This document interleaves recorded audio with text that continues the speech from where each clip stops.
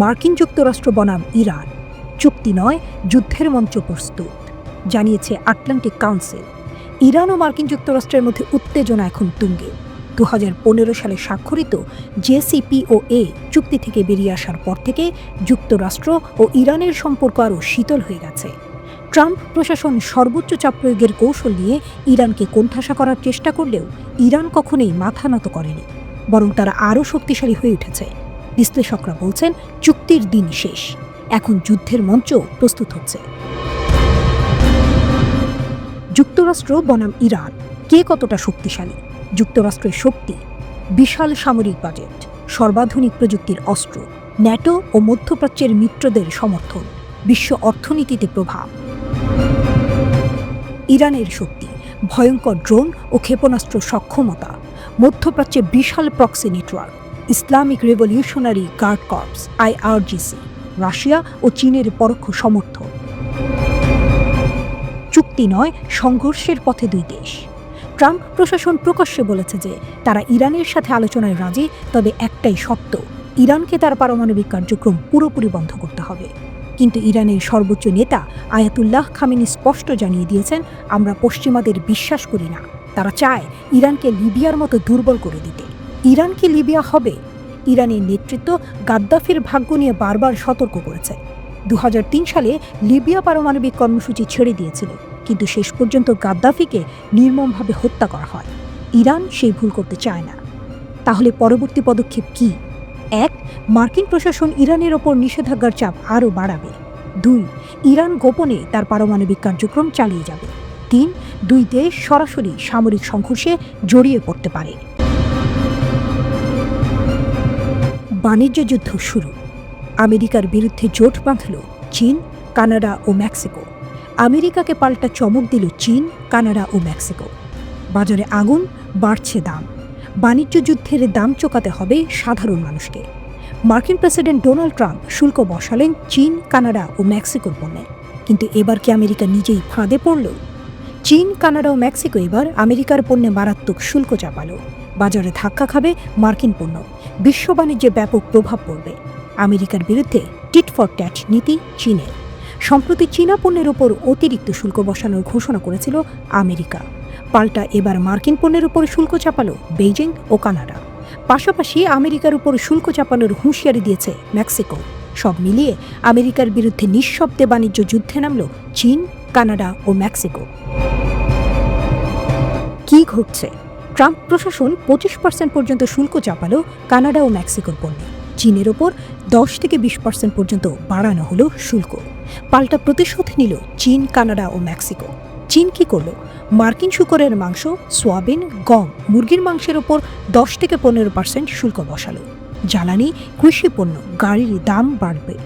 Canada ও মেক্সিকোর কড়া পদক্ষেপ। কানাডা চাপালো 25% শুল্ক। মেক্সিকো বড়সড় শুল্ক চাপানোর হুমকি দিল। এর ফল কি হবে? মার্কিন পণ্যের দাম বাড়বে, বিশ্ববাজারে চরম অস্থিরতা, ব্যবসা ধসে পড়ার শঙ্কা। বিশ্বের অর্থনীতিতে শুরু হয়েছে এক ভয়ঙ্কর বাণিজ্য যুদ্ধ।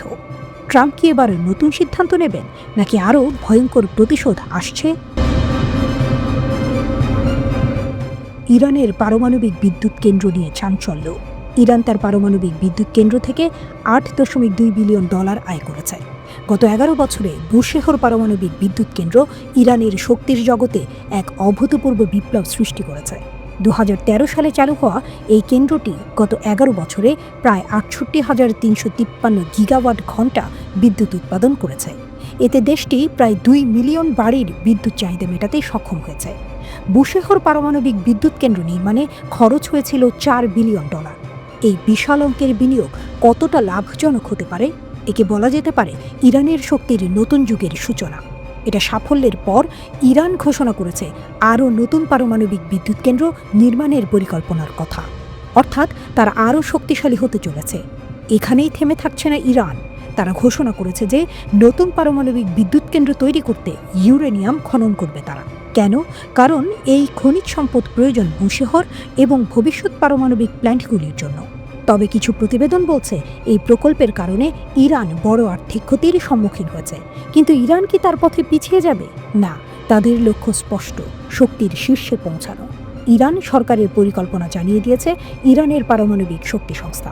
তারা 2013 থেকে 2023 পর্যন্ত নিজেদের কার্যক্রম সফলভাবে পরিচালনা করেছে এবং তারা দেশের উত্তর ও দক্ষিণে আরও পারমাণবিক কেন্দ্র তৈরির প্রস্তুতি নিচ্ছে। ইরানের অস্ত্রে আমেরিকার ড্রোন ধ্বংসের মিশন, 15টি MQ-9 ভূপাতিত, ক্ষতি $500 কোটি।